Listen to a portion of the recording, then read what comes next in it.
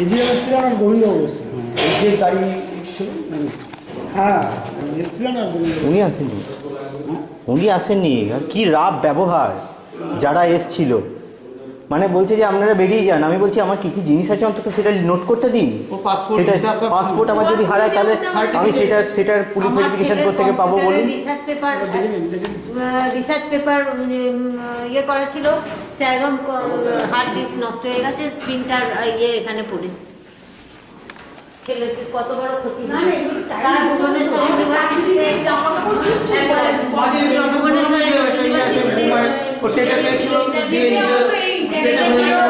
আর ভাই এইখানে সব কি কি গেছে দেখো।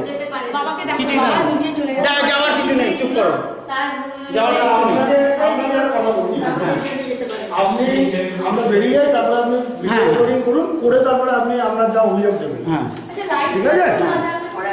কি বলছি বুঝতে পারছেন? আপনারা কি রেকর্ডিং করাটা অন্যায়? না, রেকর্ডিং করবেন না, এখন লিগ্যাল প্রসিডিং চলছে। লিগ্যাল প্রসিডিং আপনি করতে পারেন না, কারণ তাহলে পুলিশ আনতে হতো আপনাকে।